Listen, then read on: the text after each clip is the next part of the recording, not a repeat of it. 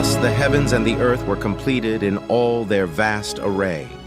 By the seventh day, God had finished the work he had been doing. So on the seventh day, he rested from all his work.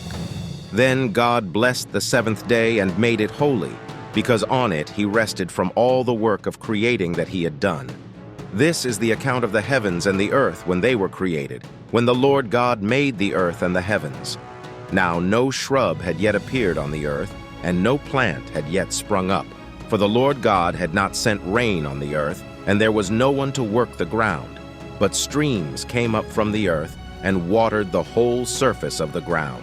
Then the Lord God formed a man from the dust of the ground, and breathed into his nostrils the breath of life, and the man became a living being. Now the Lord God had planted a garden in the east, in Eden, and there he put the man he had formed. The Lord God made all kinds of trees grow out of the ground, trees that were pleasing to the eye and good for food. In the middle of the garden were the tree of life, and the tree of the knowledge of good and evil. A river watering the garden flowed from Eden. From there it was separated into 4 headwaters. The name of the first is the Pishon. It winds through the entire land of Havilah, where there is gold. The gold of that land is good. Aromatic resin and onyx are also there. The name of the second river is the Gihon. It winds through the entire land of Cush. The name of the third river is the Tigris. It runs along the east side of Asher. And the fourth river is the Euphrates. The Lord God took the man and put him in the Garden of Eden to work it and take care of it.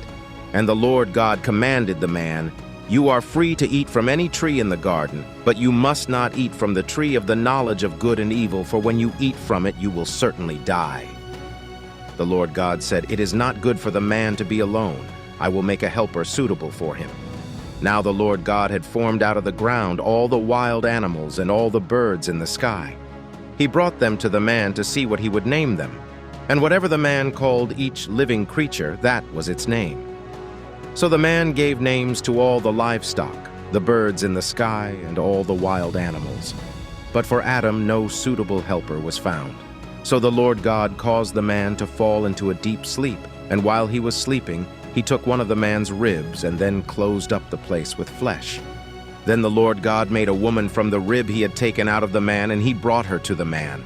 The man said, "This is now bone of my bones and flesh of my flesh. She shall be called woman, for she was taken out of man." That is why a man leaves his father and mother and is united to his wife, and they become one flesh. Adam and his wife were both naked, and they felt no shame.